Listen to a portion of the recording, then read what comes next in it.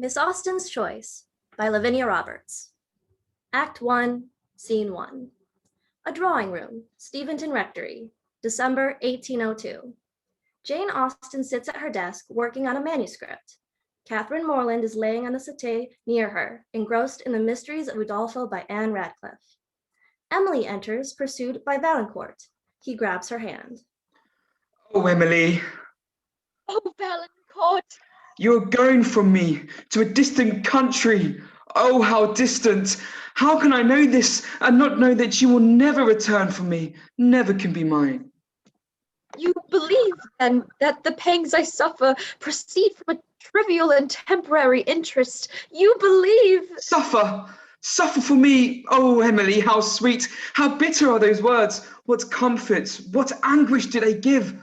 I ought not to doubt the steadiness of your affection, but what a wrench am I to torture you thus? I, who ought to support and comfort you. Emily weeps. He kisses away her tears and holds her in his arms. Oh, Emily, my heart will break. I cannot leave you. Why should we confide to the happiness of our whole lives to the will of other people? Oh, Emily, venture to trust your own heart. Venture to be mine forever. He gets on one knee before her. Tomorrow morning, join me at the church of the Augustines, where a friar should await to unite us. Speak, my Emily. Let me hear your voice. Let me hear you confirm my fate. I adore you utterly, but you know I cannot. Think, Emily, what I must suffer to see you depart for a foreign country, committed to the power of a man of such doubtful character as this Signor Montoni. Emily, consider well before you resolve to commit yourself to him. Please, try to bear your broken heart for my sake. I cannot leave you thus. Then do not leave me. Don't go, my love, my light, my Emily. Emily exits in tears. Valancourt chases after her. As Catherine Moreland is reading, enraptured, Henry enters. Catherine Moreland quickly sits up into a more ladylike position. Miss Moreland, I've intruded. Do forgive me. He turns to leave. It does not follow that the intrusion is unwelcome. Henry crosses over. Catherine Moreland puts her book away, but not before Henry catches a glimpse of it. Henry sits across from her. A novel? The Mysteries of Udolpho. But you never read novels, I dare say. And why not? Because they are not clever enough for you. Gentlemen read better books. It's only a novel. It is only a novel. In short, only some work in which the greatest powers of the mind are displayed, in which the most thorough, rough knowledge of human nature, the happiest delineations of its varieties, the liveliest effusions of wit and humor are conveyed to the world in the best chosen language. The person, be it gentleman or lady, who has not pleasure in a good novel, must be intolerably stupid. I myself have read hundreds and hundreds. I'm very glad to hear it. Now, I shall never be ashamed of liking Udolpho myself, but I really thought young men despised novels. Do you care for the work of Anne Radcliffe, Mr. Tilney? Yes, indeed I do. Jane is unhappy with this. Do you care for the work of Anne Radcliffe, Mr. Tilney? From the depth of my soul, I breathe solely to read her works. Is there a greater commander of the English language, a more sensational spinner of tales than the glorious Anne Radcliffe? Jane doesn't care for this either. Do you care for the work of Anne Radcliffe, Mr. Tilney? With the passion Valancourt has for Emily. This works for Jane. She keeps writing. I have read all Anne Radcliffe novels, with great pleasure. The Mysteries of Udolpho, when I had once begun it, I could not lay down again. I remember finishing it in 2 days, my hair standing on end the whole time. I have been reading it ever since I woke. Oh, I'm delighted with the book. I should like to spend my whole life reading it. I should like to spend my whole life reading your eyes. He dramatically gets on one knee. Dearest, loveliest Catherine. He takes Catherine Moreland's hand passionately. Jane really doesn't like this. She crosses this out in her manuscript. Oh, I am delighted with the book. I would like to spend my whole life reading it. For my own part, if a book is well written, I always find it too short. A well-written book is never short work for the scribe. Who would even embark on such an endeavour? What folly! Jane crosses this out. For my own part, if a book is well written, I always find it too short. I assure you, if it had not been for your entrance, I would have not come away from it for all the world. I declare there is no enjoyment like reading. We are of one heart there, Miss Moreland. Jane. Jane stops writing. She hides the manuscript. Catherine Moreland and Henry disappear from the study. Jane. Mary enters. She moves about the room, fidgeting with everything, preening, pleased with her surroundings, plumping pillows, centering winter greenery arrangements, etc. Jane, I've taken the liberty of having your bonnet removed to your room. We no longer keep bonnets by the kitchen door at Steventon. How attentive, Mary. There is a hook by the door in your room for your personal effects. Really, Jane, with your complexion and appetite for walking, you must invest in a solid wide-brimmed straw hat, or a straw hat of the riding shape, perhaps. Your bonnet has far too much satin trimming to be worn in excursions about the countryside. Perhaps you've been in Bath too long. I could be persuaded to loan you a less ostentatious straw hat for your afternoon walks. That won't be necessary, Mary. Thank you. You're writing? To whom? James writes very fine letters. They certainly are grammatically proficient and direct. His prose is always free of any superfluous language. He always was the writer in the family. His sermon this past Sunday on the excess of apparel and dangers of adornments in attire was quite instructive. You mustn't write in here, Jane. The lighting is all on in the mid-afternoons. You must adjourn to the sitting room. This is a very comfortable room that suits my purpose quite well, Mary. This room has improved greatly after clearing out the bits of insects, leaves, snake skins, and other nonsense your father was always bringing in. Animalcules, to examine the work of God through a microscope. I thought that musty smell of books would never clear out. Surprised we were able to auction them all off. Dusty, smelly old things. You were able to dispel from the rectory a lifetime accumulation of books in a very efficient manner, Mary. I kept his copy of Fordyce's Sermons to Young Women, which I believe would be of great benefit to you, Jane. There has been many great improvements to Steventon Rectory, particularly on the grounds. That overgrown thicket near the water pump has been cleared away to put in a bed of turnips. Wild roses for turnips, how very practical. Mary proceeds to straighten and tidy up the desk Jane was working on, much to Jane's annoyance. Your correspondence to a mutual acquaintance, perhaps an admirer from Bath. I had hoped you, being there, might throw you in the path of a respectable gentleman looking for a more seasoned wife. Such a tragedy. The business with your dear sister, Cassandra, isn't it? She was such a great beauty in Hampshire, although the bloom has quite left her. James had very high hopes for her, whereas you, well, you and Cassandra are greatly blessed in the generosity and, dare I say, excessive dotage of your brothers. James's sermon on moderation in charitable giving, so as not to spoil the soul of the recipient and instill them in pride, truly displays the depths of his brotherly affection. You'll be glad to know that my current allowance, bestowed by my brothers, puts me at no risk to falling prey to vanity. Cassandra enters with a cup of tea. Mary, Betsy is in dire need of your supervision in the kitchen. The preparation of the mincemeat requires your attention. Betsy can manage. I fear she's being too liberal with the sugar, which in turn could put us all at risk for gluttony. As the mistress of Steventon, you do excel in your attention to details, in all matters domestic. Indeed I do. She's in the kitchen. awaiting instruction. Excuse me. Mary exits. So here is where you've holed yourself up. Cassandra sets the cup of tea next to Jane. Jane accepts it gratefully. With no success, she still managed to sniff me out. I hope not too much damage was inflicted.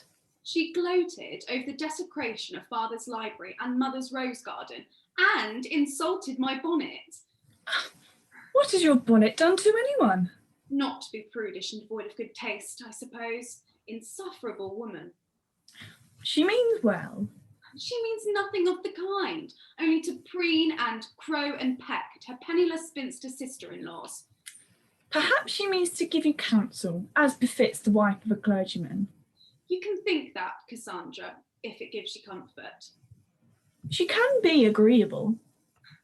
At times. I do not want people to be very agreeable, as it saves me the trouble of liking them. James would have been better off having not gotten married at all.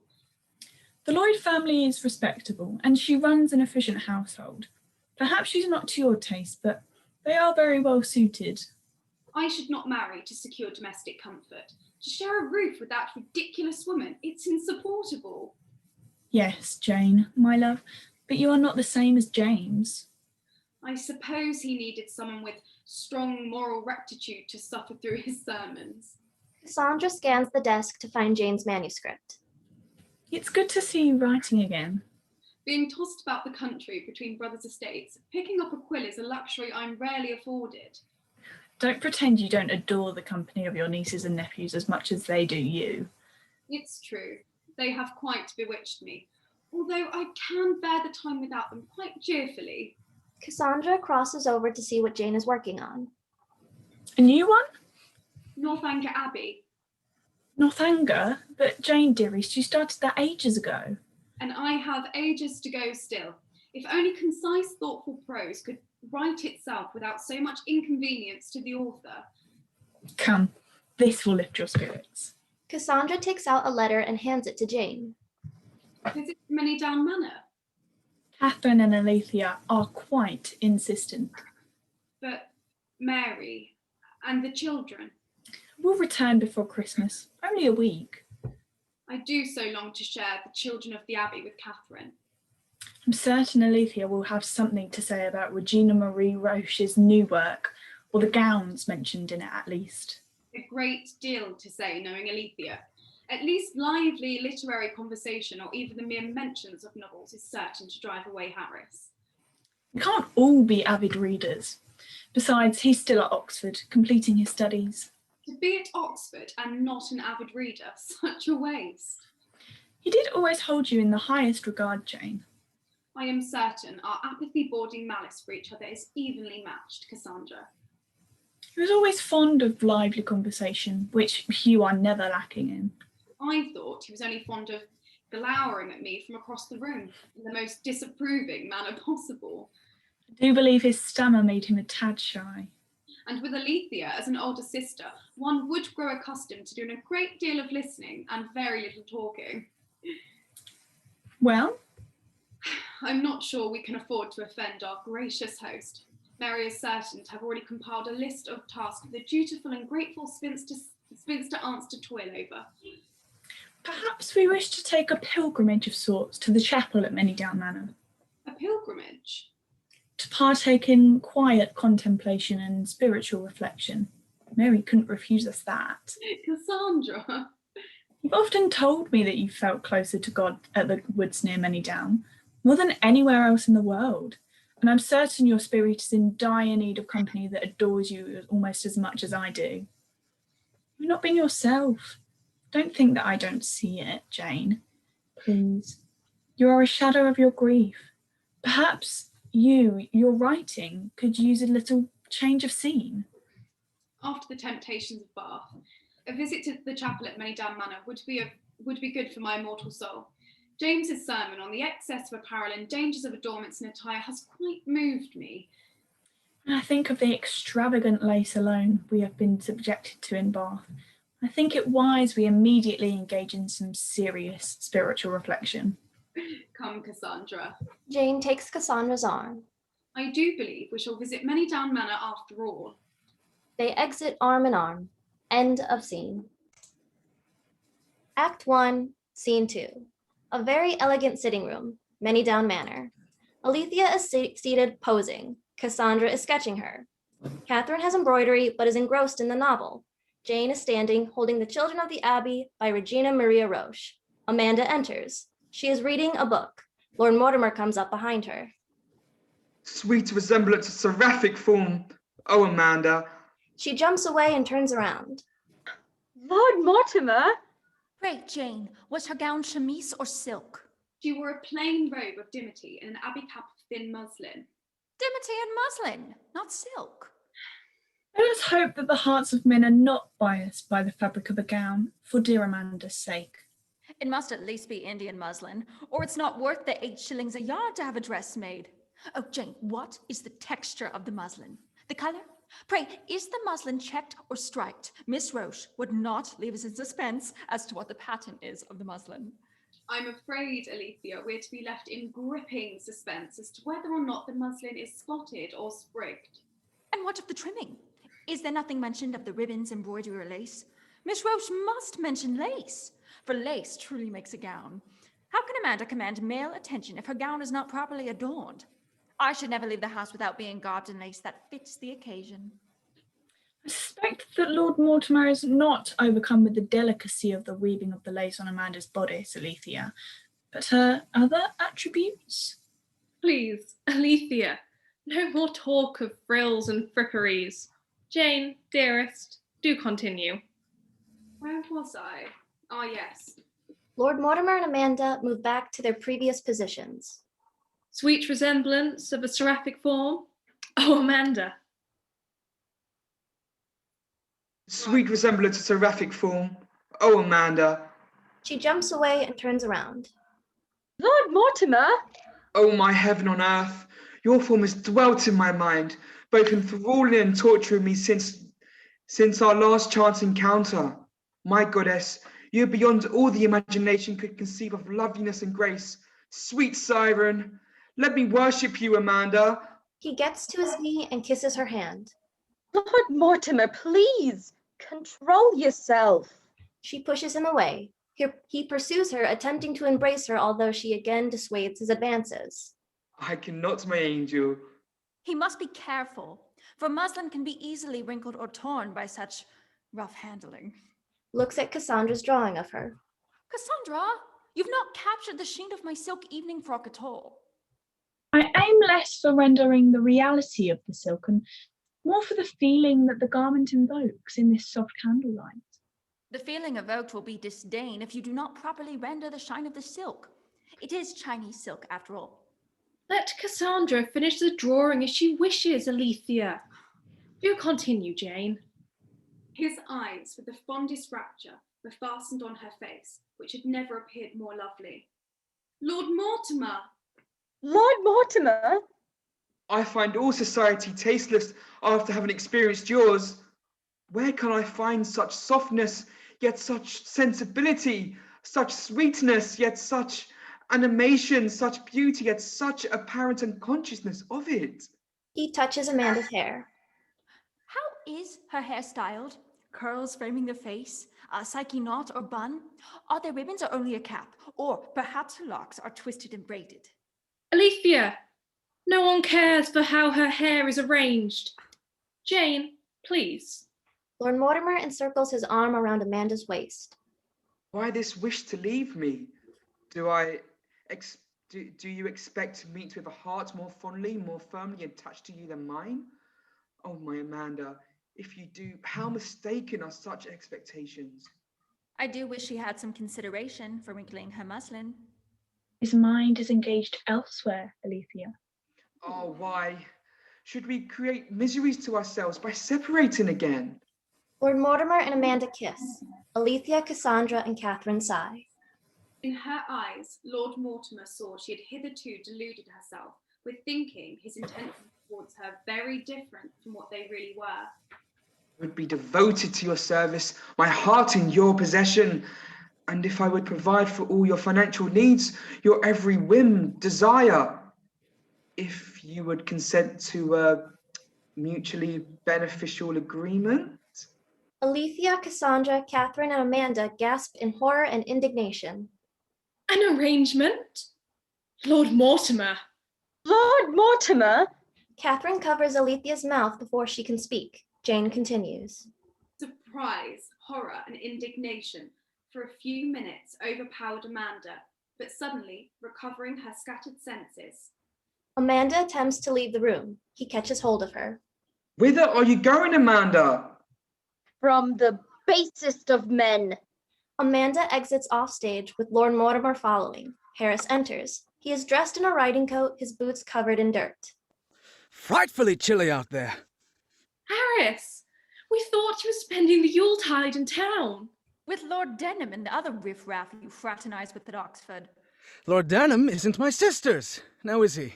Harris kisses Catherine's head. And I was called here by urgent business with my steward that could not be postponed until after Christmas. The truth emerges. Aren't I a fine Christmas present? The very finest. She embraces him again. Don't worry, Alethea. I suffered through more shops than I cared to remember, and have brought you other presents besides myself. I might be persuaded to forgive you for this unexpected intrusion, depending on how wisely you purchased on New Bond Street. Good to see you too, Alethea. Arriving at this hour.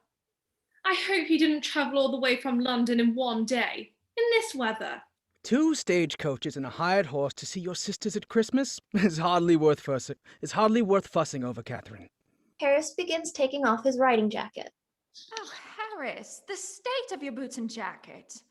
Yes, but the trimming of my waistcoat was less than 5 shillings a yard, and signifies what all the well-bred and fashionable young men are wearing in London. A gentleman is only as good as his waistcoat trimming. I wouldn't pay more than 4 shillings for that.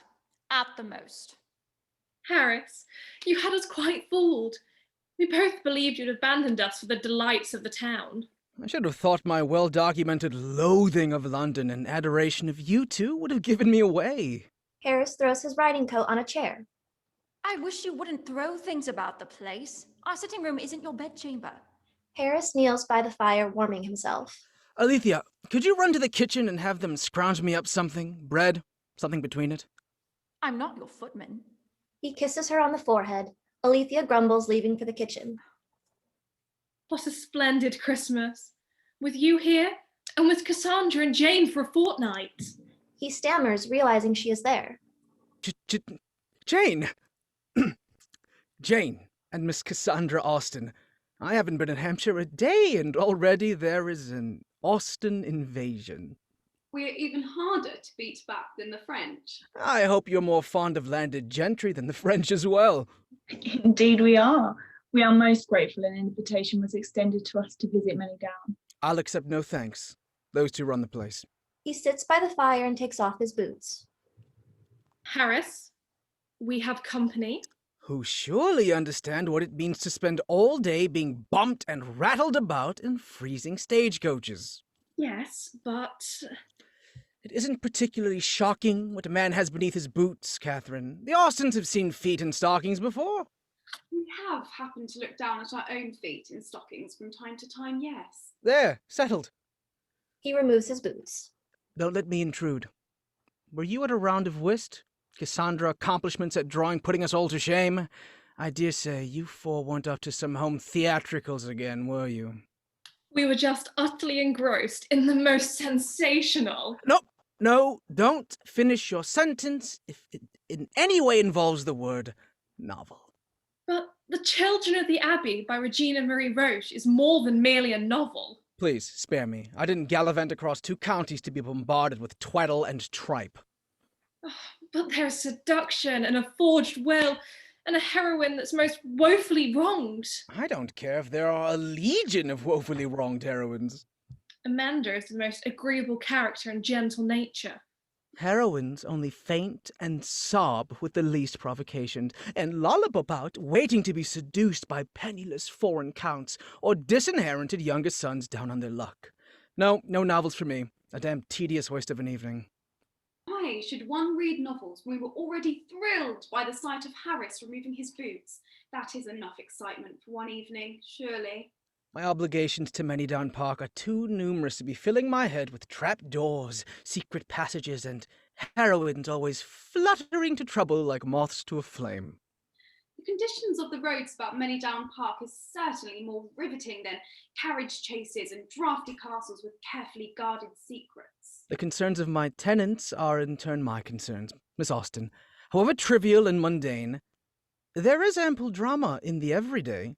In that we can agree, surely. Yes, we can.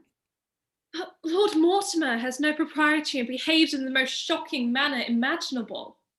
I am fond of blatant disregards to proprietary. All right, continue reading, Jane. Either I hear it from you now, or I expect Catherine will retell it to me later. I best get it over with. Oh, do go on then, Jane. Not without Alethea, surely.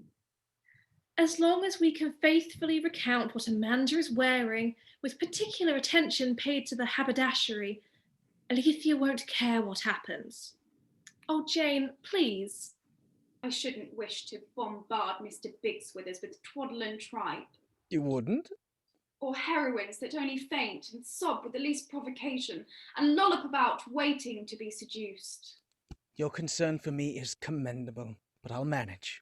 It's best not to bore you with trapdoors, secret passages, and heroines always fluttering to trouble like moths to a flame. I'll endeavour to be as brave as a recently orphaned ingenue thrown into the clutches of her evil, scheming uncle, trapped in a dark and draughty castle. I wouldn't wish for you to have a damn tedious waste of an evening. That isn't likely with you here. Oh, Jane, do continue, please. Yes, Jane, please. Jane picks up the book. Amanda and Lord Mortimer re-enter. Oh, my love, what do you mean departing so abruptly? I seek forever to quit a man who, under the appearance of delicate attention, meditated so base a scheme against me. The tenderness which I shall not deny your having inspired within me has vanished.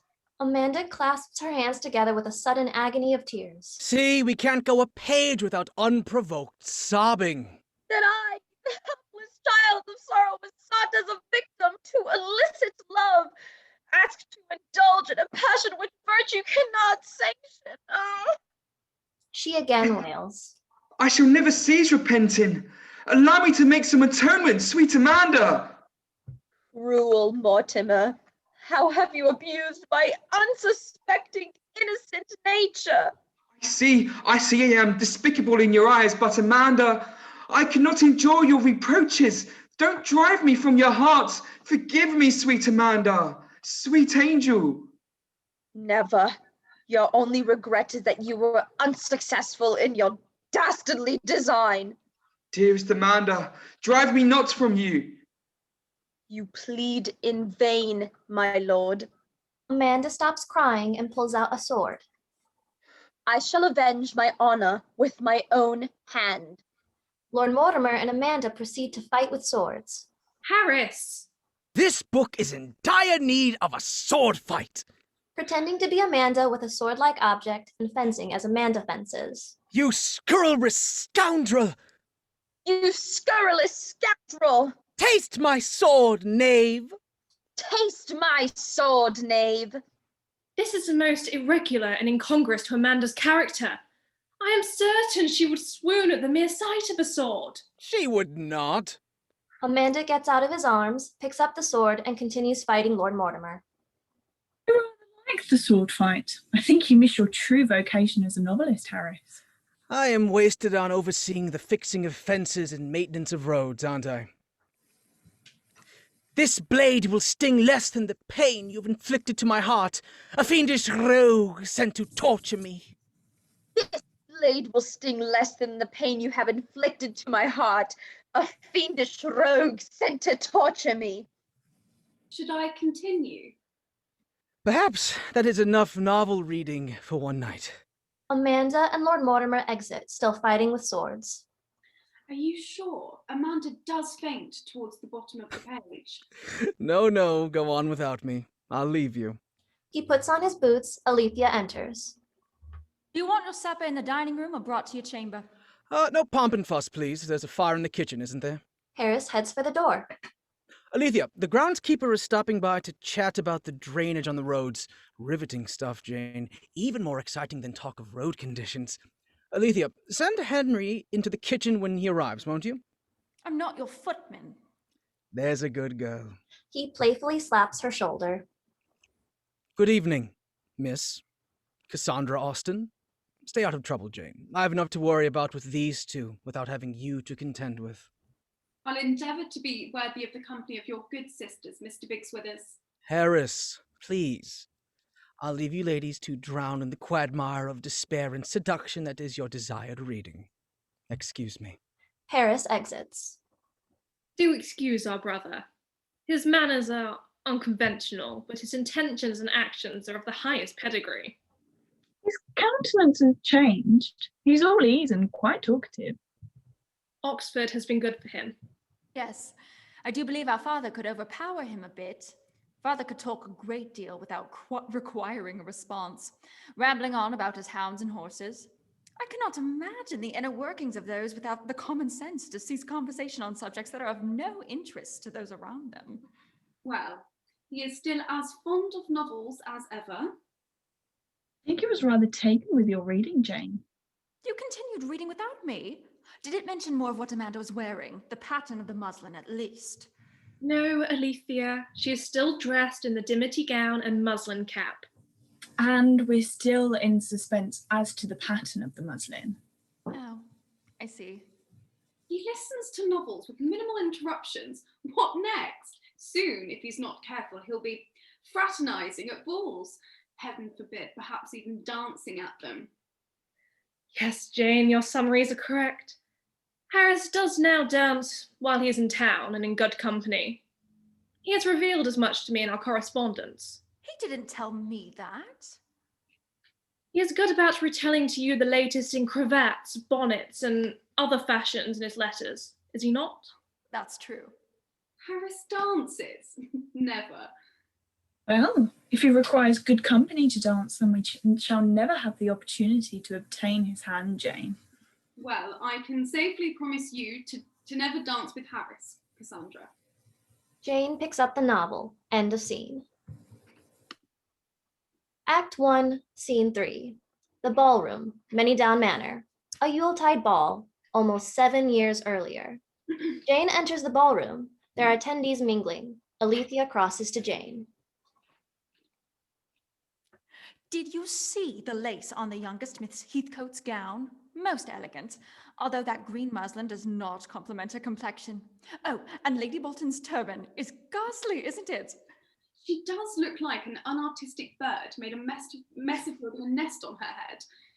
Oh, Jane, I must inquire to Miss Harwood about where her headdress was made.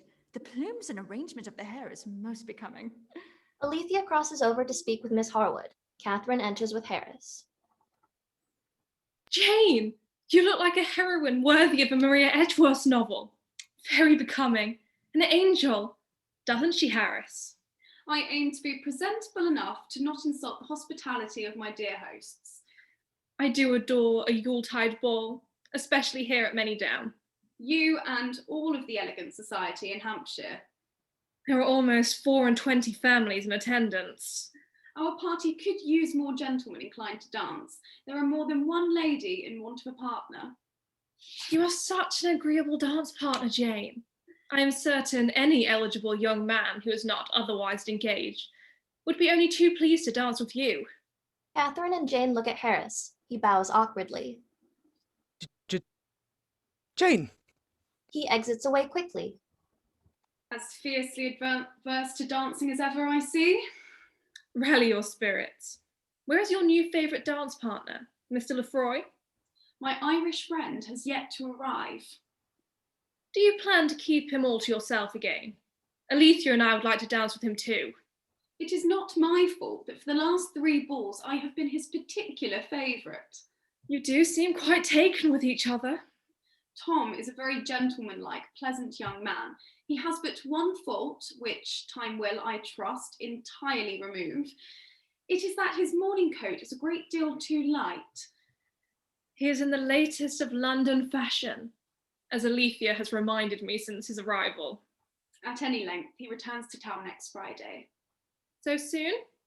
He's only been here a fortnight. I am to flirt my last with Tom Lefroy at the ball, at Ash next week. My tears will flow at the melancholy idea, like Adeline's tears when she discovers that the Marquis actually already has a wife and that her impending marriage to him would have turned her into his mistress. Anne Radcliffe's Romance of the Forest. Tom Lefroy enters. Jane! Behind her fan. He's here, your Irish admirer. He does have a fine figure, doesn't he? As fine as a penniless man's figure may be, some prospects would improve his form considerably. Jane, really? They pretend to not be interested in him. Tom Lefroy enters. He bows to Jane and Catherine. Miss Catherine Biggs. Miss Jane Austen. We meet again. Fortune is in your favour. Fortune would be mine again, if you would favour me with the next dance. I do loathe being seen with you in that Tom Jones coat, but perhaps as it is so near Christmas, the season of goodwill even to those with questionable taste in coats. I can't imagine anyone noticing my coat with you at my side, Miss Austen. Oh? Isn't a beautiful woman the best adornment a young man should hope to wear about his arm? One dance, but only to stop your flattery before I must add vanity to my extensive list of faults. Music plays. Jane and Tom Lefroy dance. The shade of your muslin pairs rather well with my coat, Jane. Surely not. I pair better with your wit than your coat. The pair of us appear to be attracting the attention of the entire assembly. One wit was already ample enough for Hampshire. Two has the entire county in uproar. There is no competition of wits when up against yours. Perhaps the cause of the stares and muffled chatter are less sinister. It's not every day that one sees a coat so ghastly in good society. Come, lean in a bit closer so I might whisper something scandalous in your ear. Let's really give all of Hampshire something to gossip about. Only if I may laugh in response in the most profligate and shocking manner possible. He leans forward and whispers in her ear. It appears our dance is coming to an untimely end. Perhaps I might be so bold as to persuade you to allow me another. Oh, indeed, we can't disappoint Hampshire and deprive them of their favoured source of speculation. My heart cannot deprive you any pleasure. I will dance with you as long as you would have me. You do me too great an honour. All eyes have left us, Tom. Miss Beauchamp has arrived. Isn't she too sickly to be attending a ball? Nothing to you, Miss Austen. For someone who has inherited a vast fortune, she does seem to have a singular taste in bonnets. If only taste could be inherited with wealth. Vast fortune. Yes, close to £10,000.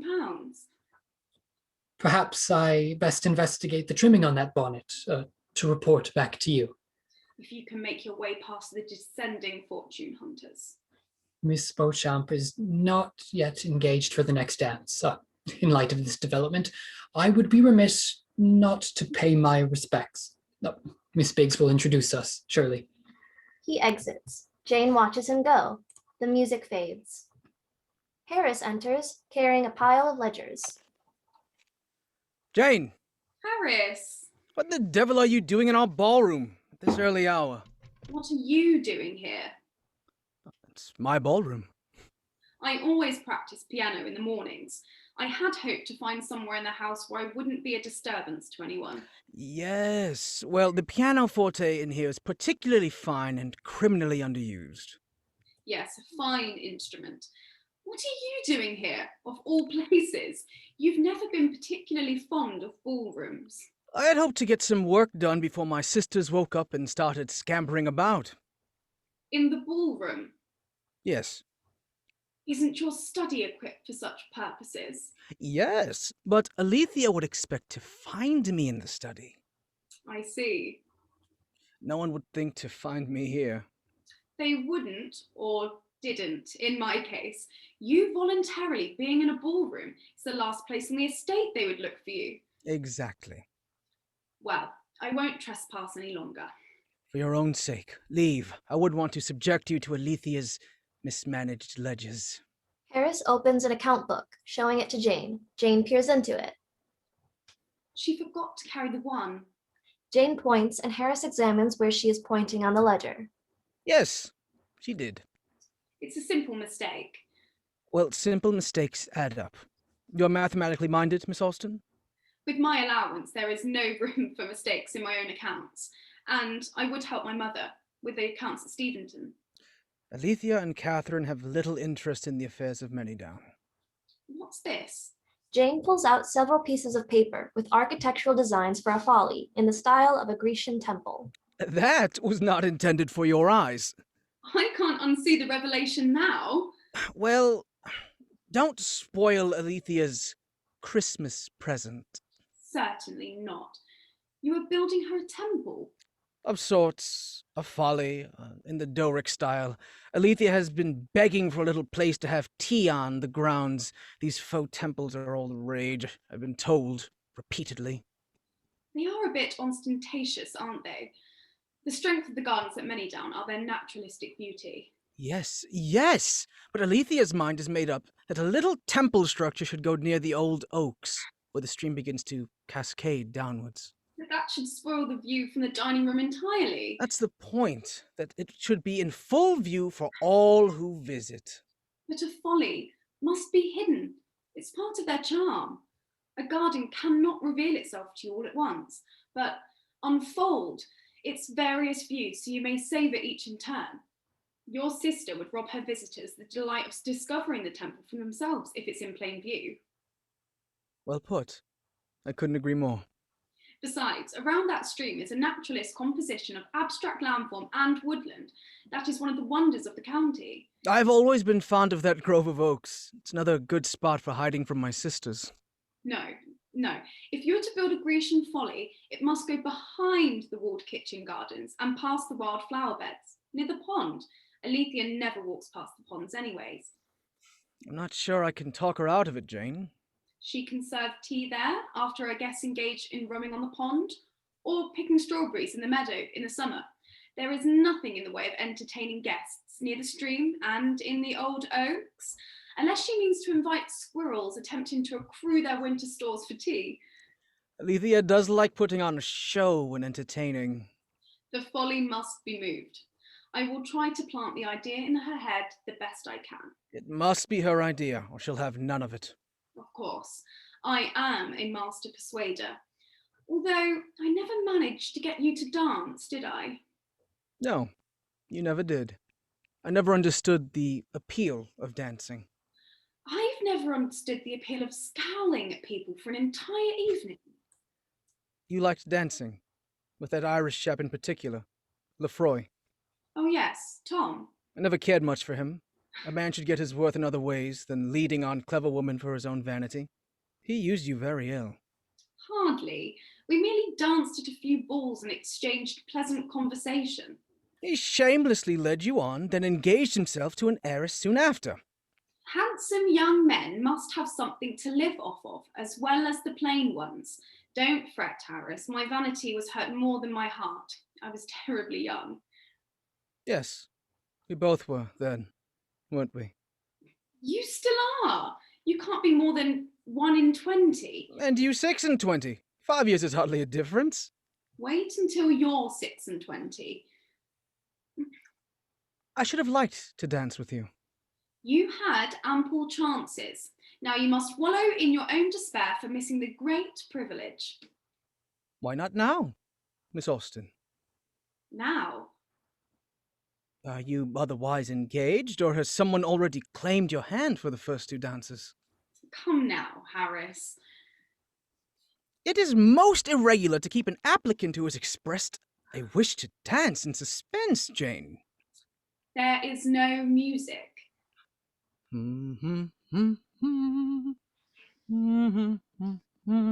He bows to Jane. Dear Miss Austen, might I have the great pleasure of this dance? Really, Harris? Harris dances by himself. All right, but only because you look foolish dancing that country dance by yourself in this ridiculous manner. Jane dances with Harris as he occasionally hums a suitable tune. Ah, yes. If I'm going to dance with you, I must do so with all the proper formalities. I'd be remiss if I did not engage in pointless idle small talk. Conversation ought to be so arranged so we may speak extensively while still saying as little as possible. Exactly. Might I remark on the music or the number of couples? There are neither to remark on. Miss Austen, are you long in Hampshire? Why, Mr. Bigswithers, I'm only here for Christmas. How do you find our simple country ways after the ample delights of Bath, Miss Austen? I like them very much indeed. And what about drafty old Manydown Manor? Do you approve? Indeed I do, sir, although I find the grounds to be lacking in a small faux Grecian temple. It's true. Pointless and expensive bits of building that are vaguely resembling foreign architecture are quite the fashion. Perhaps one should be placed in the main drive. Not nearly conspicuous enough for my taste. You do like Manydown, don't you, Jane? Why, yes, I do. Catherine, Moreland, and Henry enter. They dance next to Jane and Harris for a while. Then Jane and Harris exit. While they dance, the room transitions to the sitting room. Evening. Jane is seated, editing her manuscript. I have hitherto been very remiss, madam, in the proper attentions of a partner here. I have not yet asked you how long you've been in Bath, whether you've ever been here before, or whether you've been to the upper rooms, the theatre, and the concert, and how you like the place altogether. You need not give yourself that trouble, sir. No trouble, I assure you, madam. Then, forming his features into a set smile and affectedly softening his voice, he added with a simpering air. Have you been long in Bath, madam? About a week, sir. Really? Why should you be surprised, sir? Why, indeed. But some emotion must appear to be raised by your reply, and surprise is more easily assumed and not less reasonable than any other. Now, let us go on.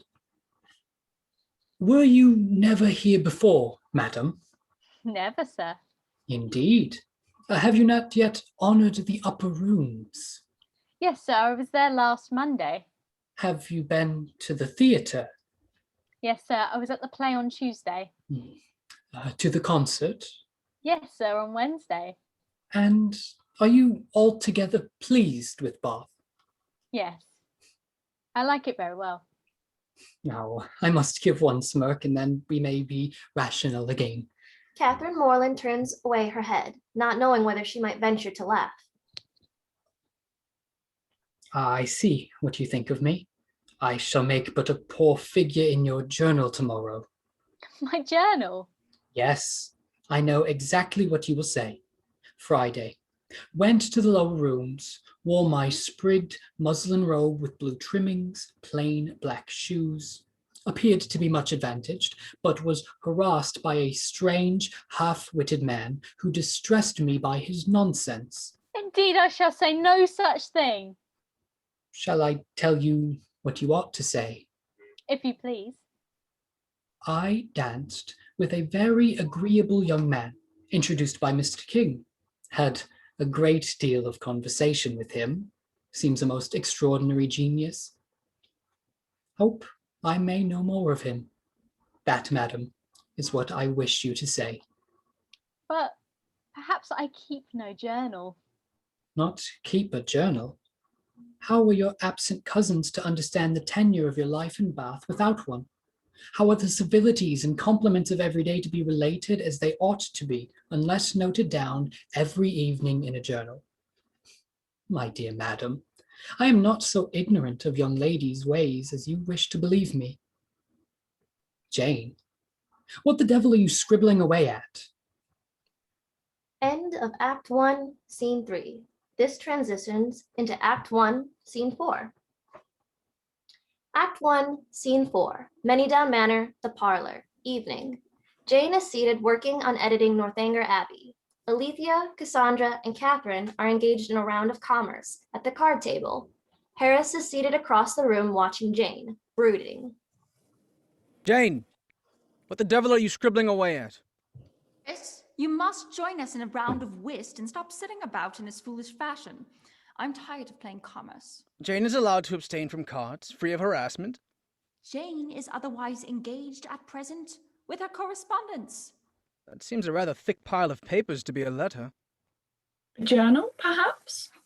One must have a journal, for how are one's various dresses to be remembered? Or the particular state of one's complexion or the curl of one's hair to be memorialized without a journal? Do you keep a journal, Jane? Come, Harris. A round of cards with your sisters must be better than scowling at me all evening. Harris gets up and crosses over to Jane. Jane moves a piece of blotting paper over the manuscript of Northanger Abbey. Jane, a word, if you please. I will allow you several dozen words, Mr. Bigswithers, as I'm feeling gracious. Would you consent to taking a turn about the grounds with me tomorrow morning? And willingly subject myself to more of your scowling. If you do not wish me to scowl, consider not passing me over for a pile of parchment. Taking a few moments to myself to scribble away is hardly neglecting anyone, least of all you. I should have thought you would welcome a respite from my attention after that thorough teasing Cassandra and I gave you during the second course. I find Austen wit pairs very well with pigeon pie and neck of mutton, and it's much easier on one's digestion. Don't you have pressing business with your steward tomorrow?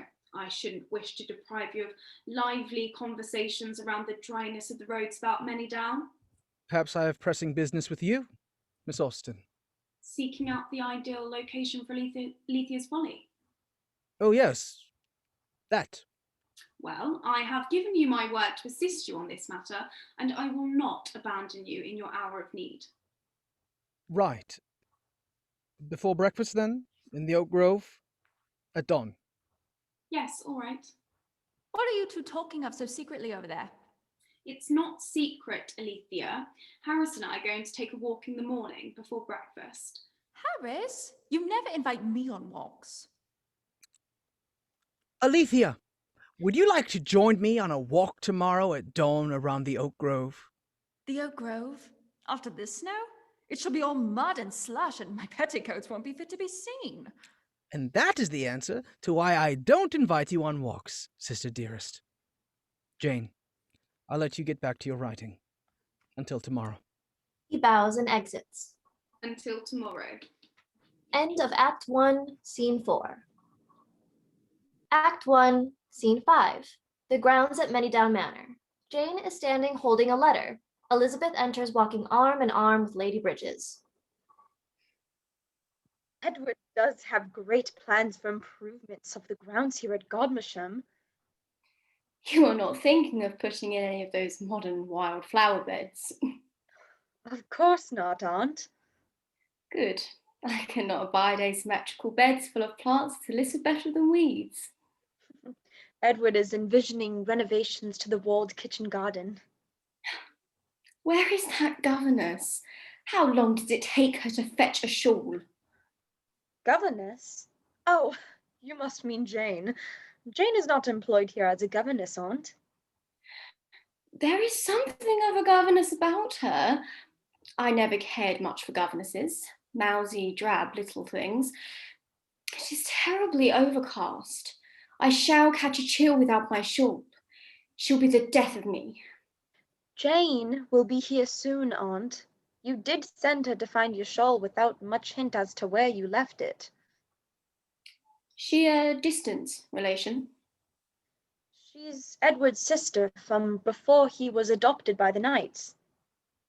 So in Austen, when one inherits a large fortune, all the penniless relations do come out of the woodwork, don't they? There are two of them, aren't there? Cassandra Austen is the other. A dear, sweet girl. She is the pretty one, isn't she? Jane does write uncommonly good letters, most amusing, and very regular. I never trust a woman of her station in life whose letters are too well written. It shows a lack of knowing's one place in the world to be too forthcoming with your betters. It's a shame, their connections being what they are. The Austens are a good sort of people, but in no way used to moving in refined society. They have been brought up in complete ignorance in most respects. Elizabeth, my dear, your infinite kindness in allowing them to enter into good society is most charitable. Allowing them to stay at Godmersham Park is most generous on your part. Oh, Aunt, I do believe it's Jane, just behind us with your shawl. You know, on reflection, I no longer need it. Jane, return my shawl to my chamber, won't you? And bring me my parasol, the white silk one. The sun has returned and I do wither under its heat. Come, Elizabeth, show me your intended renovations to the walled kitchen garden. Although I am no gardener, I have extensively overseen mine and am told my eyes quite keenly attune to detail that would often go unnoticed by a less discerning onlooker. Elizabeth and Lady Bridges exit arm in arm. Cassandra enters. Jane, Cassandra, can you see to it that this letter is sent in today's post? yes, of course. It's to Elizabeth at Godmersham.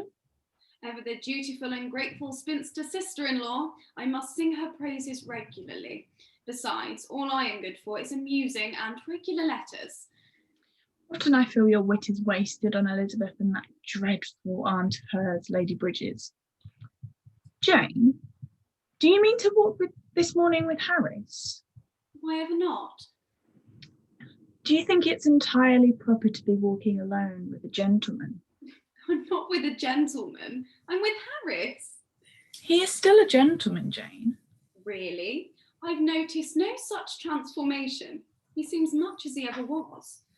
Jane, you must prepare yourself. For his uncouth manners, can one ever prepare for such barbarism? Do you find him much changed in his behaviour towards you? He is more talkative, perhaps, but still as lacking in social graces as ever. Jane, he has formed an attachment to you. You are reading too many Anne Radcliffe novels. Laugh as much as you choose, but you will not laugh me out of my opinion. Harris, formed an attachment to me. It doesn't sound any less ridiculous coming from my lips as it did from yours. You must admit that he has been paying you particular attention. Yes, that of a teasing little brother. Come, Cassandra, Harris and I, we're old friends. Besides, it is he you should be warning, not I, if indeed such an attachment exists. To connect himself to a young lady with no family connections or fortune, a very foolish match indeed. You will be careful, won't you, Jane? Harris enters. Careful of what? Careful to keep you out of trouble. Who knows what mischief you might get up to unattended by your sisters. Good morning, Harris. I'll make sure your letter is sent out with today's post, Jane. Goodbye, Harris. Cassandra exits with one last glaring look at Harris. I have too many sisters to not recognize that tone of voice. I'm in trouble, and I don't know what for. Nothing to fret over. Cassandra gets rather wild notions into her head, ones that would never even enter into your imagination. Shall we?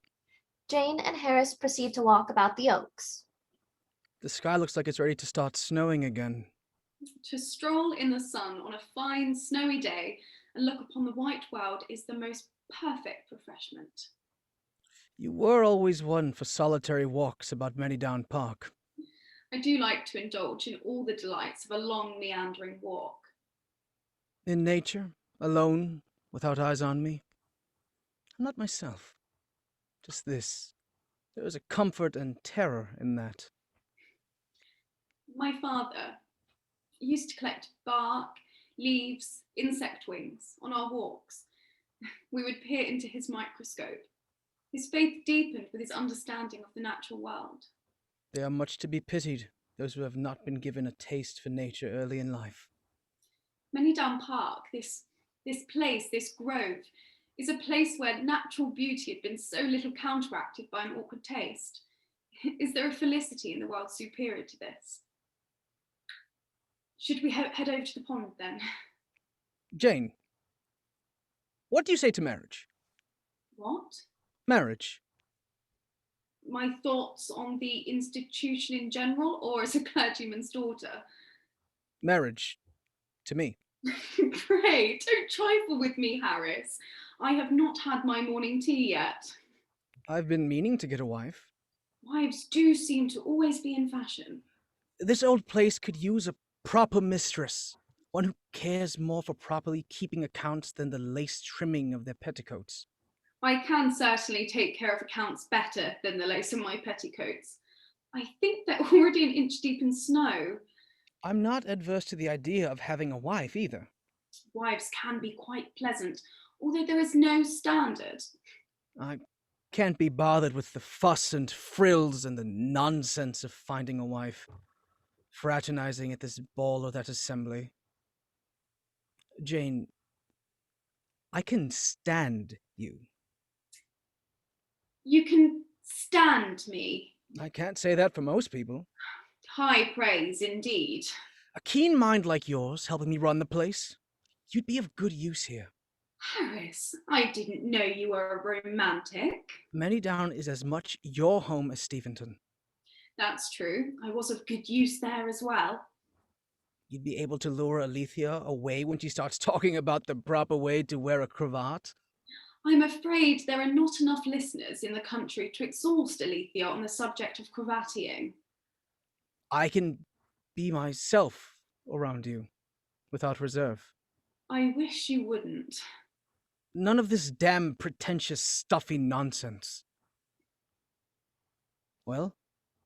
Yes? Yes to what? To that? The two of us getting married. Yes. Yes, Harris. I'll marry you. End of Act 1. Act 2, Scene 1. Parlor, Manydown Manor. Cassandra sits reading The Italian by Anne Radcliffe. Vincentio and Elena enter. How often, Eleanor, at this hour have I lingered round the convent of San Stefano, consoled by the consciousness of being near you. Within those walls I have said, she reposes, they enclose my world. Now I am in your presence. Oh, Eleanor, now that you are once more restored to me, let nothing separate us. Let me lead you to the altar. Be my wife, Eleanor. It is not a moment, my Vincentio, for conversation. Our situation is yet perilous. We tremble on the very brink of danger. Eleanor, you have long witnessed how dear you are to me. You cannot doubt my love. I conjure you, abandon me not to despair. Why will you persist in such self-inflictions? I cannot endure that you should doubt my affection even for a moment. But come, before the cruel Lady Apicius realizes I have escaped the convent, and you are no pilgrim, but Vincentio di Villavaldi, my suitor in disguise. Elena and Vincentio exit. Cassandra tosses the book aside and begins pacing. Jane enters. Jane, do forgive me. You are quite right. My imagination did run away with me. Perhaps I have read Anne Radcliffe's The Italian too many times. Cassandra, dearest. You and Harris, the entire notion is patently absurd, isn't it? The two of you engaged? Ridiculous. Utterly ridiculous. My mind must have taken leave of good sense. You'll forgive me, won't you, my Jane, my love? Well, Cassandra. Oh, you must forgive me. You know you must. We can't be cross at each other. It's all we have, each other, after all. Please, Jane, devise what penitence you will, but say forgive me. Harris enters with Alethea and Catherine. Right. Now that I have all of you assembled, I'm to reveal the best Christmas present any of us could ask for. Blue Indian silk gown. After that, of course. But I'll let you be the judge. I'm pleased to announce that this time next Christmas, you will be celebrating the Yuletide with a new sister-in-law. Oh, Harris! She embraces him. You are engaged? She shakes him. With whom? How? When? I will tell you as soon as you stop rattling me about. Sly devil! You never mentioned you had been courting in London. I haven't been courting in London. Jane. Jane? Harris stands by Jane. Jane and I are engaged. Engaged? To Jane? Oh, Jane, please tell us this is no cruel trick on Harris's part. Yes. Jane, is this a cruel trick? No, it's not. Jane would have you, Harris? I'll do my best to deserve her. Are you pleased with my choice in wife? Catherine? Alethea? Harris, you know that there is not a creature I adore or admire more in the world than Jane. Jane, to have you here at Manydown Manor, what a merry party it will be. My heart can hardly contain such joy. Harris, Jane must have an allowance for wedding clothes. Jane, you must wear a white satin gown with a fine sheer silk overdress. And the neckline must be a wide V shape, for you'll not be fit to be seen on your wedding day with a square neckline. No talk of wedding clothes, please, or I will remain a bachelor forever. Jane must dress according to her future station. Perhaps I should step out of the room while you two discuss the particulars of wedding clothes. Jane will need all new things if she is to be the mistress of Manydown Park, for she owes not one gown fit to be seen. Thank you, Alethea. I appreciate your candid honesty and regard for my feelings when discussing the current state of my gowns. For shoes, shawls, capes, tippets, and perlines, don't worry, I will see to everything. And I suppose I'll be paying for everything. How did he propose, Jane? Was it like when Mortimer de Vere proposed to Cecilia Beverley in Cecilia, Memoirs of an Heiress by Miss Frances Burney? He told me he could stand me. Now, Jane, I also mentioned how useful you were. So a bit short of Miss de Vire's heartfelt declaration. Harris has always been a bit brisk. I was most romantic. Harris gets on one knee. Oh, Jane, my lump of loveliness, my bucket of beauty, dear, clever, useful friend Jane. Don my stockings forever. Marry me, marry me. He stands again. See, most romantic, wasn't it, Jane? Yes, I wanted to sob and faint all at once. Lump of loveliness? Bucket of beauty? No self-respecting 3-volume novel heroine would put up with such a proposal. Clearly, you need to read more fiction, Harris. That will scarcely be avoided, with you four in the manor. Never mind how your proposal transpired. We're to be sisters. True sisters. Who would have thought your walk could have resulted in such an outcome? Who indeed? Speaking of our walk, Harris and I were reflecting on how perfectly charming it would be to have a spot for tea near the pond. Somewhere to sit in the shade after picking strawberries or rowing out in the boat. I'm not sure what. Some kind of summer house, maybe. I have been thinking of just such a structure, a folly in the style of a Grecian temple. What a marvellous idea, Alethea. Is it? I've heard you express very different opinions on follies, Jane. Were you thinking of placing the structure near the pond, nestled in that grove of willows? The very place. Come, Alethea, and I will share with you the plans for your second Christmas present. Alethea exits with Harris arm in arm. He gives Jane a look of thanks as they leave. Oh, Jane, that we are to be sisters. That you should always be here at Manydown. Words can express my happiness. How shall I bear such joy? It's like a dream, isn't it? Yes, it is. Like a dream. Catherine, don't you wish to join Alethea and Harris? He's about to reveal the plans for Alethea's summer house in the style of a Grecian temple. A Grecian temple in Manydown Park. How terribly romantic. A Grecian temple would have been the perfect setting for Arabella to be courted by Sir George in Charlotte Lennox's The Female Quixote. Wouldn't you say? I do wish Harris could have proposed to you in a Grecian temple. Excuse me. Catherine exits after Alethea and Harris. Well? It happened so quickly. I was caught completely unaware. Well, it's a shame no one warned you about his intentions. I was in shock. So you told him yes? Did I? You did. I must have. You're engaged. I'm engaged. To Harris. Aren't you happy for me? It's a very good match. Are you happy for me, Cassandra? You'll be mistress of Manydown Manor, a handsome estate. I know. You would be marrying into a very respectable family. Most respectable. The Austen family will be brought up in the world. Elizabeth Knight herself will be regularly sending you ingratiating letters from Godmersham. Mary will never cease to mention to anyone in hearing distance that she enjoys the great privilege of being related to the mistress of Manydown Park. And you? Me? You would benefit from the alliance too. Of course. I can curtsy and smile prettily and be your dutiful spinster sister watching your children, whatever you like. Children? To be sure, you would have children. I suppose I might.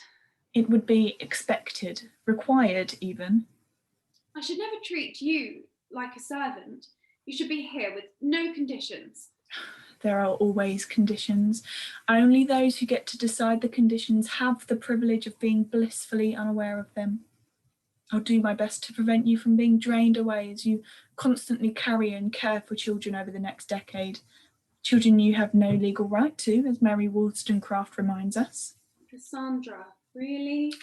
Endlessly producing children like breeding stock, and domestic servitude kill a woman's spirit, strength, and mind like no other ailment.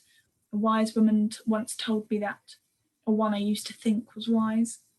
I love all our nieces and nephews, Cassandra, but to have 8, 9, even 10 to attend to, continually being with child while running home and caring for others. Few women can do justice to herself or her children under such circumstances. Nothing to worry over. All of this is contingent on you surviving pregnancy and childbirth. Thank you for the reminder that I'm not as young as I once was. With living children to be had, why bother finishing your other ones? My other children? Eleanor and Marianne? First impressions, Northanger Abbey? Does the romance of Henry Tilney and Catherine Moreland mean so little to you? Cassandra holds up the manuscript of Northanger Abbey. Cassandra. Cassandra flips through the manuscript. Your novel should be published. Father always thought so. Perhaps he never should have given me that desk and little room and reams of paper and encouraged me in a hopeless business. You wrote Eleanor and Marianne and First Impressions in a year.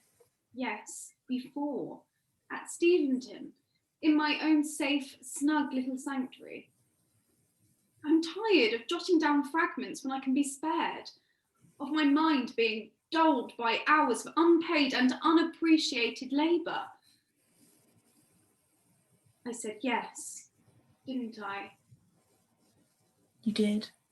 Well, what else could I have said? A good many other things. No. I could have said no. You could have. And resign myself and you to a life of abject poverty. We are still young and able-bodied enough to be useful, yes, but what about when we are not? We are too old to be wanted or needed anywhere. Forgive me. I shouldn't wish to resign you to a penniless life with only your spinster sister for comfort.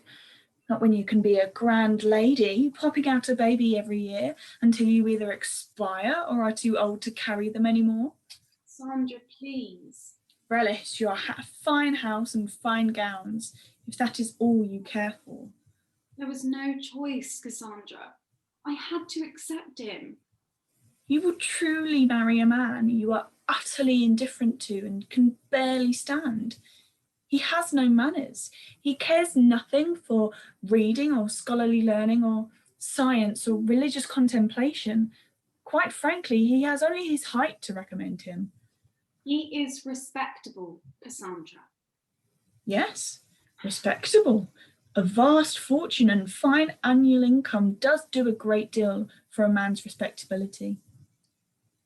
Do you love him? I'll be 27 in less than 2 weeks. Do you, Jane? An offer of marriage will never be made to me again. Cassandra. That is not true. I am too old and have neither the looks nor wealth, nor the ability to diminish my wits so men might puff themselves up at my expense. Harris, I am a convenient solution. He's used to me. I am safe, predictable, useful, comfortable. This is my last chance to be settled, Cassandra. I had to accept him. So you will connect yourself, under God, to a man you neither like or respect. I don't entirely dislike him. How romantic, Jane. I would have a purpose here, looking after the tenants, being able to frequent the fields and the forests of the Hampshire countryside that I love so well. I would be running my own home and not taking orders along with scullery maids and other people's. I would be respected in all of Hampshire, in London, or wherever I go. I very much want you to be happy with this, Cassandra. I am, but only if you truly love him. Cassandra. Well, do you? I respect the honour of his proposal. Do you love him, Jane? Could you love him? I love you, dearest Cassandra. My engagement to Harris cannot and will not change anything between us. Harris enters. Cassandra, run along, will you? I need to speak to Jane.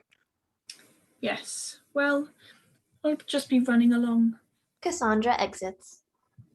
I've done it again. I heard it, in her voice. I'm in trouble and I don't know why. Perhaps we might improve your address when making requests.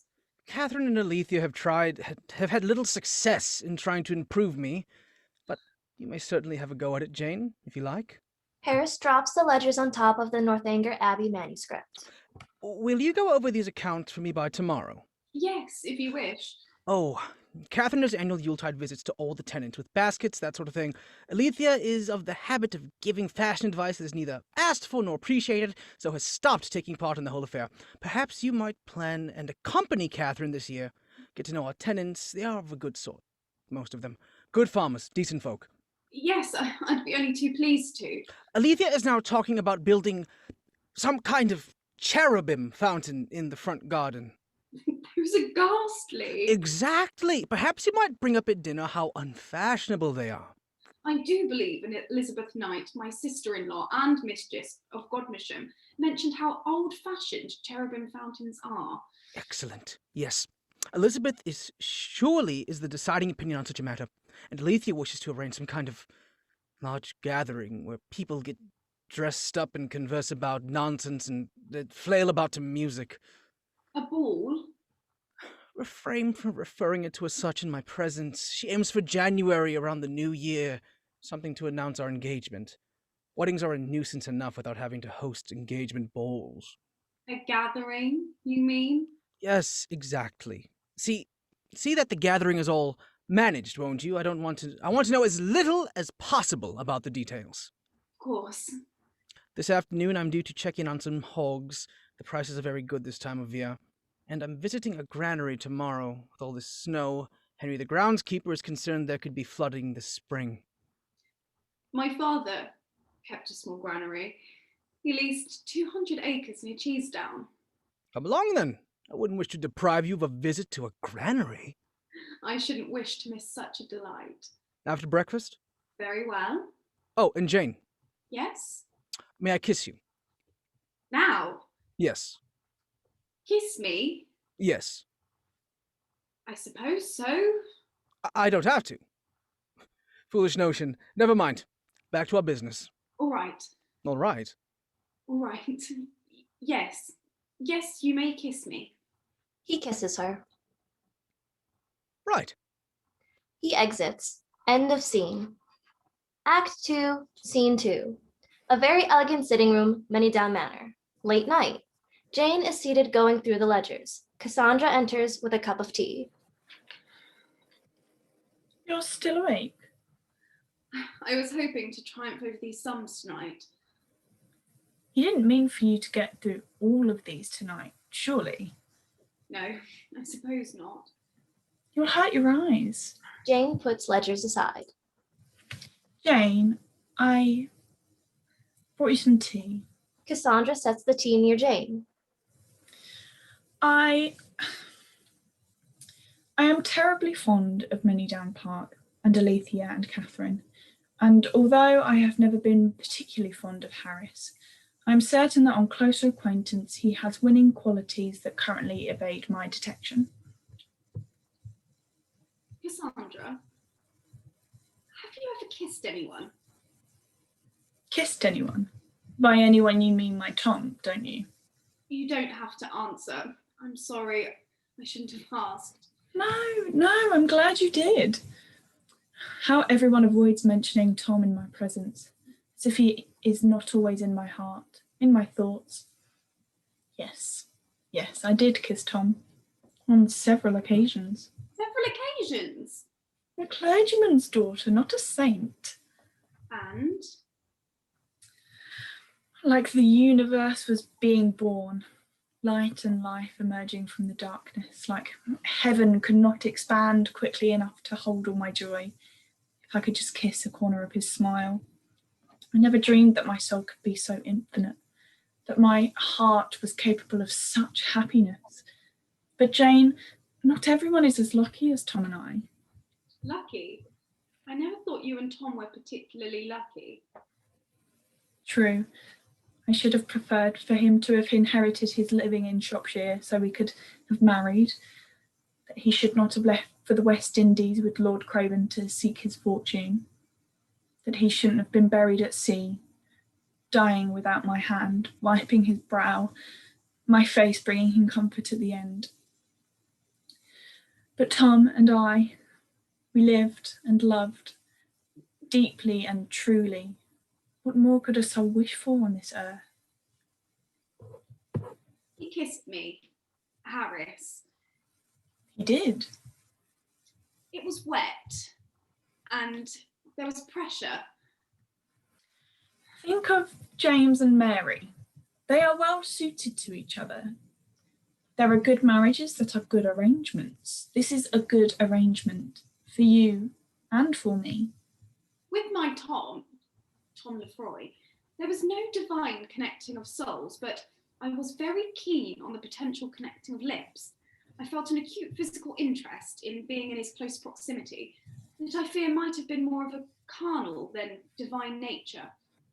I don't have this for Harris, in the least. Alethea says there is to be a ball to announce your engagement.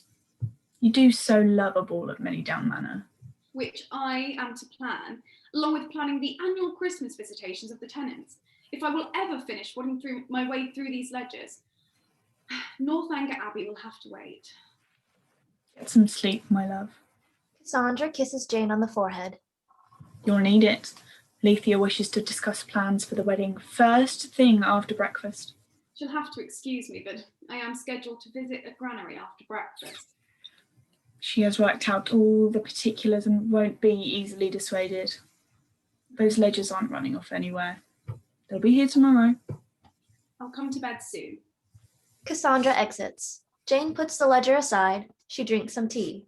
She pulls out the manuscript from Northanger Abbey. She begins reading. Henry and Catherine Moreland enter. Miss Moreland, Catherine, I cannot begin to apologize for my father's conduct to you at Northanger.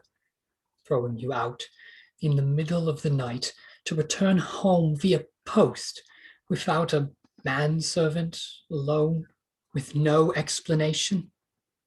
At least we know I'm not a poor, helpless creature and I can manage myself. Better than a heroine of an Anne Radcliffe novel. His conduct was uncivil, unpardonable. I don't deserve your forgiveness, but you must allow me to beg for it. Your father's conduct was not yours, Henry.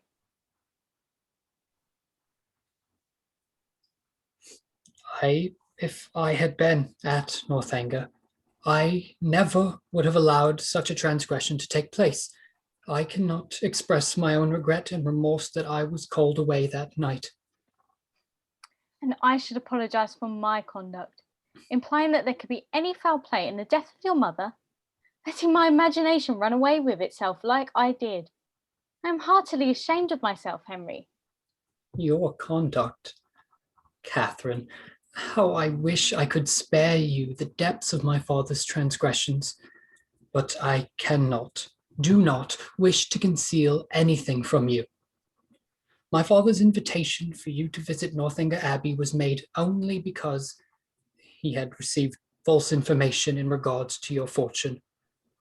But when he discovered his mistake, to turn you out of the house, to travel home by post in the dead of night, the uncivility, the coldness, I am so sorry, truly I am.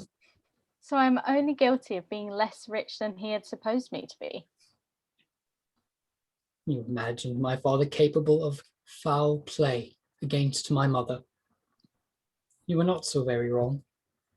She entered into the union believing he had loved her, when in truth he had only married her for her vast fortune. He smothered her spirit for years, constantly and cruelly extinguishing any spark of life or expression of character in her that did not fit his desired expectations. She died years before her death. It was a death more terrible than any of your novels, Catherine. I knew I should always wish for someone who could, despite my numerous defects, and you were so taken with my peculiarities, my habits of long walks, my questionable taste in literature, my odd sense of humor. He takes her hand. I came here today against my father's wishes. Catherine, I am delighted in all the excellencies of your character. I truly love your society and my attachment to you. That is, would you consider... Yes, I'll marry you. They embrace. End of scene. Act 2, Scene 3. Dawn, early morning, around the old oak grove. Jane is standing, looking out into the woods. Harris enters. Jane! I shouldn't have revealed my hiding places to you. No matter. We aren't scheduled to visit the granary until after breakfast. Couldn't sleep with the titillating prospect of touring a storehouse ahead of you. Harris, I've been walking this grove in hopes of meeting you. Well, you'll be running into me a good deal from now on. Look at the scarring on this oak tree. A branch broken off in a storm, most likely. Still, a solid oak. Carrying on. Tough old trees. Oaks. Harris, might I speak to you? Aren't we doing that now, Jane? Understand that I am greatly honoured by your proposal. No need to go on about it. Come, let's walk upon the grounds. I have plans for adding more shrubbery near the kitchen gardens, and I would like your thoughts. I esteem and respect you greatly. I'm not sure why. I certainly don't. But respect and esteem are not enough. Not enough for what? I don't love you. I'm not sure how this pertains to anything. We are engaged. Precisely. Shouldn't you like to marry for love? I tried to be fair with you, Jane. I proposed to you for a good many reasons besides love. Perhaps you've read too many novels. Yes, but marriage without love. Love might come later, if we're lucky. Lucky?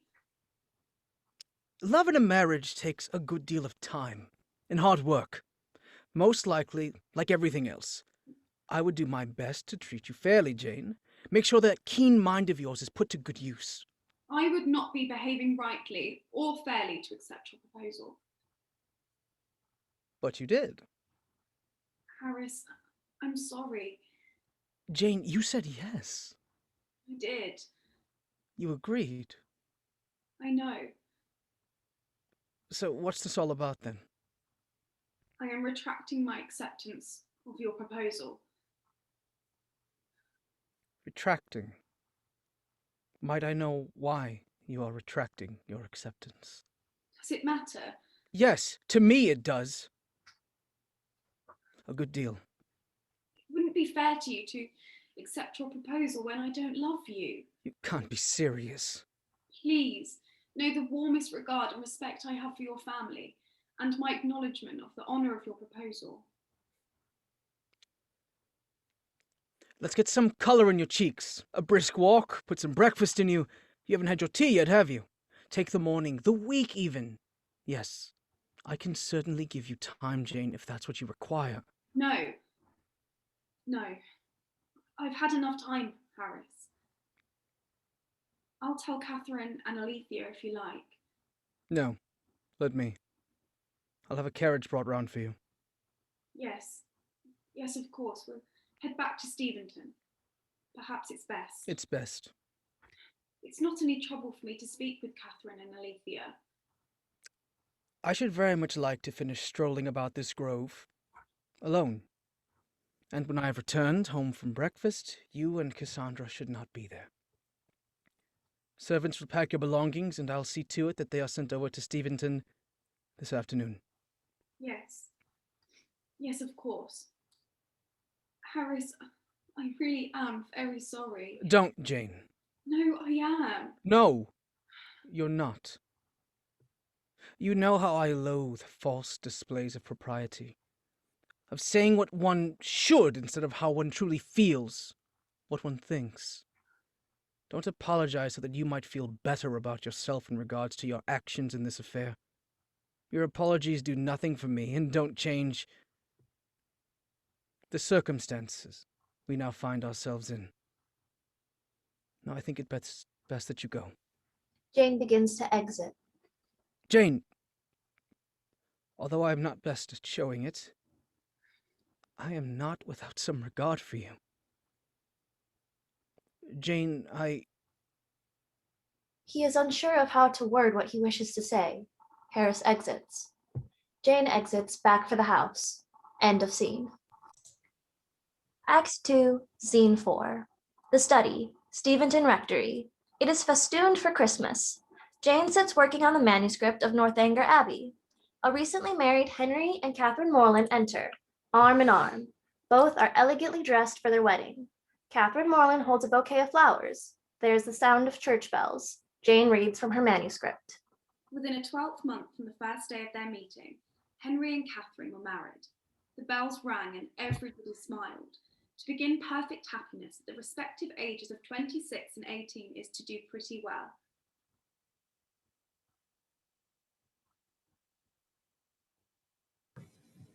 Jane? Henry and Catherine Moreland exit. Cassandra enters. Jane, here you are. To the front entrance, quickly. I thought Mary said we shouldn't leave for church for another half an hour. Yes, but if we leave now, we could avoid walking with her. For we must arrive early to church for extra contemplation on Christmas Day of all days. Yes, I am quite overcome with a desire to arrive early for just such quiet reflection. Harry, I have your bonnet and cloak. Make haste. Cassandra helps Jane into her cloak and bonnet. For Mary is lecturing Betsy about the proper way to set the table for Christmas tea, and we might slip out unnoticed. Cassandra! Mary enters. Cassandra! Looks at Jane with a good deal of distaste. And you. Cassandra, can you help Edward dress for church? Are you wearing that, Jane? To a Christmas service? Of course you are. Who do you need to impress when you are already so high above your company? Miss Jane Austen, too good to be mistress of Manydown Park, one of the finest houses in Hampshire. Too grand to marry one of the wealthiest men in the county. Will you condescend to sit next to us at church, Jane? Be seen with your humble family? Mary, this is Jane's best dress. There is no intended offence, but we currently do not have the means to make better gowns made. What of your brothers? You could have purchased commissions for dear Henry, Charles and Francis, and my dear Edward and Anna, that they might have been affiliated with such a family, such an estate. Only Jane. Only thinking of yourself and not your poor relations. Mary dramatically sits on the settee. Cassandra, fetch my smelling salts. I'm quite overwhelmed. When I think of how now my James, along with his brothers, must continue to support his shiftless spinster sister, who has no intention of bettering herself or her family. It's not as if he has his own family to think of. Only Jane, Jane, Jane, Jane, around whom all the world revolves. Cassandra hands Mary the smelling salts. Perhaps we best leave, Mary. As the wife of a clergyman, your congregation looks to you for spiritual guidance, especially on Christmas Day. Your flock awaits. Indeed, you're right. Unlike some, I have a sense of duty to others. I don't think only of myself. Cassandra, run along and get Edward. Anna is sick with a stomachache and shall remain with Betsy. Might I offer assistance? I am only too happy to attend to Anna, if it in some small way serves you, Mary. Penitence for my selfish conduct. You shall miss James's sermon on the dangers to your immortal soul of feasting on Christmas. I will bear the deprivation best I can. I am only too certain James will be happy to acquaint Jane with all the particular evils of Yuletide dining later. Read to Anna from Fordyce's sermons for young women. There are two excellent sermons on female meekness and obedience. That would be of great benefit to you, Jane. I'll read to her, Mary. Come along then, Cassandra. Mary exits. Cassandra embraces Jane. Cassandra! Cassandra exits. I have just the book. Jane picks up a manuscript for Northanger Abbey. End of scene. Act 2, Scene 5. Jane reads from her manuscript, Northanger Abbey, to Anna. No one who had ever seen Catherine Moreland in her infancy would have supposed her born to be a heroine. In her situation in life, the character of her father and mother, her own person and disposition were all equally against her. Her father was a clergyman, a very respectable man, though he had never been handsome. She had neither a bad heart nor a bad temper, while seldom stubborn, scarcely ever quarrelsome. Catherine grows quite a good-looking girl. She is almost pretty today, were words which caught her ears now and then, and how welcome were the sounds. To look almost pretty is an acquisition of higher delight to a girl who has been looking plain the first 15 years of her life than a beauty from her cradle can ever receive. Catherine, from 15 to 17, she was in training for a heroine. She read all such works as heroines must read. Her greatest deficiency was in the pencil. She had no notion of drawing, not enough to even attempt a sketch of her lover's profile. There she fell miserably short of the true heroic height. At present, she did not know her own poverty, for she had no lover to portray. She had reached the age of 17 without having seen one amiable youth who could call forth her sensibility, without having inspired one real passion, and without having excited even any admiration for what was very moderate and very transient. But when a young lady is to be a heroine, the perverseness of 40 surrounding families cannot prevent her. Something must and will happen to throw a hero in her way. End of play.